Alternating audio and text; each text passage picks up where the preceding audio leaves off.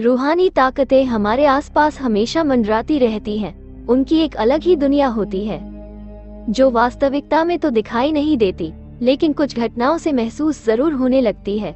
ऐसी ही एक हवेली के भूत की है। दरअसल एक पुरानी हवेली है जिसमें कई साल पहले राजा महाराजा रहा करते थे, लेकिन अब वो वीरान पड़ी है क्योंकि उन राजाओं के वारिस देश से बाहर जा चुके हैं। हवेली की हालत जर्जर हो चुकी है। अब उसे मरम्मत की जरूरत है। इसके लिए शासन के नोटिस के अनुसार संपत्ति के मालिक को सूचित किया जाता है। कुछ दिनों में पूर्व राजाओं के वारिस में से एक लड़की हवेली में अपने बच्चे के साथ दाखिल होती है, जो कि उस जमाने के राजा के नाती की लड़की थी। उसका नाम उर्मिला था। उसके पति की कार एक्सीडेंट में मौत हो चुकी थी। अब वो विधवा हो चुकी है, लेकिन उसके पास उसका एक बेटा है जो 8 वर्ष का है और वह भी अपनी माँ के साथ हवेली आया है।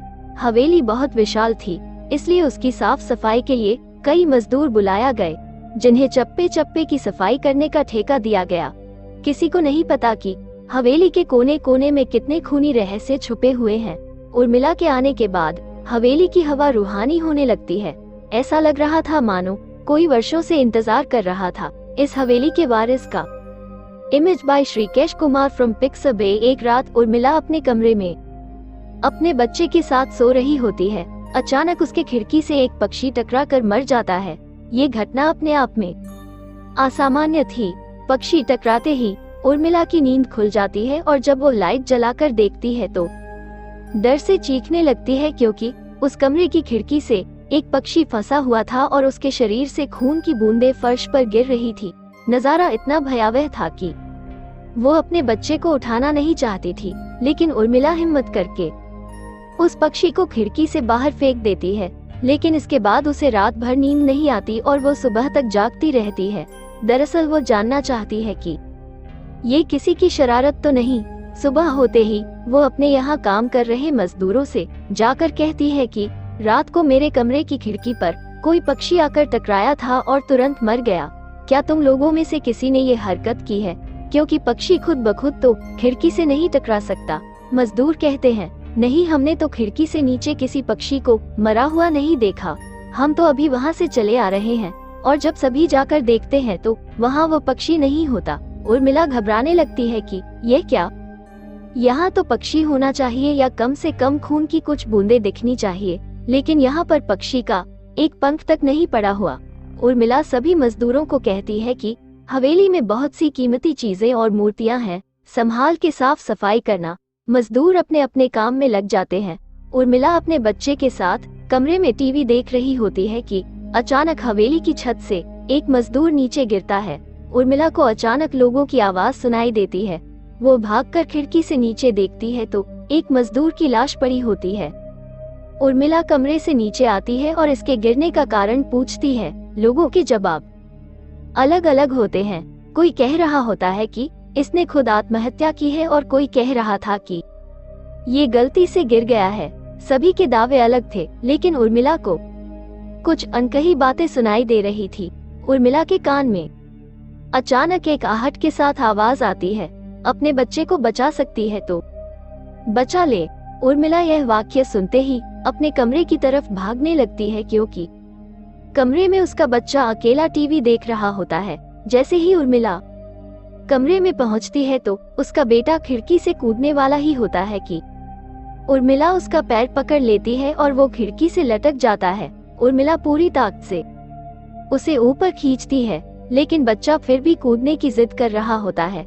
उर्मिला किसी कदर अपने बच्चे को काबू में करती है और कमरे के बाहर आ जाती है और वो मजदूरों से पूछती है, बताओ क्या है इस हवेली में, क्योंकि ये बच्चा तो ऐसा नहीं कर सकता और अभी यह सब जो हो रहा है कुछ अलग ही चल रहा है। तभी एक बूढ़ा मजदूर उर्मिला से कहता है, बेटी, ज्यादा जानना हो तो अपने पूर्वजों की कहानी पढ़ो, तभी तुम्हें इस हवेली का इतिहास पता चलेगा। इस हवेली की कहानी की किताब इसी गांव के सरपंच के घर में रखी होती है, जो कि बहुत साल पहले मर चुके थे, लेकिन अब भी उनके बेटों के पास वो किताब मौजूद थी। उर्मिला सरपंच के घर पहुंचती है और किताब ले लेती है।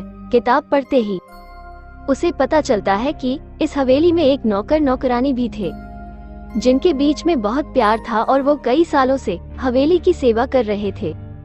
लेकिन एक बार रानी के शाही गहने चोरी हो गए और उसकी शंका में राजा ने नौकरानी को चोरी की सजा दी और उसे जिंदा दफना दिया गया। उसके गम में उसके पति ने भी अपनी जान दे दी और उसके 1 महीने बाद ही उस राजा ने अपनी ही तलवार अपने गले में घुसेड़कर आत्महत्या कर ली। उसके बाद छोटे मोटे हादसे हवेली में होने लगे, जिस वजह से यह हवेली हमेशा के लिए बंद कर दी गई। कई सालों के बाद वहां कोई आया है, जिससे वहां रहने वाली आत्माओं को मौका मिल गया फिर से बदला लेने का। उर्मिला हवेली का रहस्य जानकर यहाँ से जाना चाहती है, क्योंकि उसे अपने बच्चे की चिंता है। इसलिए वह रात में ही कार लेकर एयरपोर्ट के लिए निकल जाती है। अचानक रास्ते में उसकी कार का एक्सीडेंट हो जाता है और कार पलटकर उल्टा हो जाती है, लेकिन दोनों को कोई नुकसान नहीं होता। उर्मिला अपने बच्चे को बाहर निकाल लेती है और सुनसान सड़क पर भागने लगती है। रास्ते में उसे एक कार आते दिखाई देती है और कार रोकने के लिए उर्मिला सड़क के बीच में खड़ी हो जाती है और अपनी मदद के लिए चिल्लाने लगती है। तभी अचानक कार वाला आकर कार का ब्रेक लगा देता है।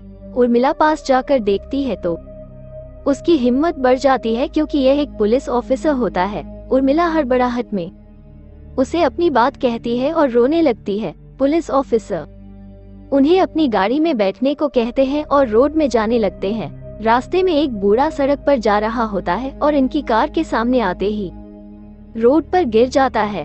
पुलिस ऑफिसर गाड़ी से उतरकर उस व्यक्ति को देखते हैं। बूढ़ा व्यक्ति बेहोश हो चुका था। पुलिस ऑफिसर उसे गोद में उठाकर अपनी गाड़ी में पीछे बैठा देता है और अस्पताल के लिए चलने लगते हैं। अचानक उस बूढ़े व्यक्ति का हाथ पीछे से पुलिस ऑफिसर की गर्दन तक पहुंच जाता है। पुलिस ऑफिसर छटपटाने लगते हैं और अचानक गाड़ी का ब्रेक लगा देते हैं। गाड़ी की स्पीड कम होने की वजह से कार वहीं खड़ी हो जाती है और ऑफिसर अपनी गन निकालकर बूढ़े की तरफ निशाना लगाकर गोली चला देता है। बूढ़े की सर में गोली लगने से भी उसकी जान नहीं जाती है। महिला और पुलिस ऑफिसर दोनों समझ चुके थे कि यह कोई भूत है। भूत को देखते ही उर्मिला अपने बच्चों को लेकर बाहर निकल जाती है और इसी बीच पुलिस ऑफिसर भूत की पकड़ से अपने आप को छुड़ाने में कामयाब हो जाते हैं। पुलिस ऑफिसर के बाहर निकलते ही तीनों बाहर रोड से भागने लगते हैं और कुछ देर भागते हुए उन्हें सड़क के किनारे जगमगाती लाइट्स दिख रही होती है। पुलिस ऑफिसर उर्मिला से कहते हैं कि मैडम, यह एयरपोर्ट है, जल्दी चलिए। उर्मिला अपने बच्चों को लेकर एयरपोर्ट के अंदर पहुंच जाती है। एयरपोर्ट पहुंचते ही उर्मिला की जान में जान आ जाती है, क्योंकि पुलिस ऑफिसर की बहादुरी की वजह से उसके बच्चे की जान बच गई थी। लेकिन हवेली में भूतिया ताकतों का आधिपत्य अभी तक बना है और इसी के साथ खूंखार भूतिया कहानी खत्म हो जाती है।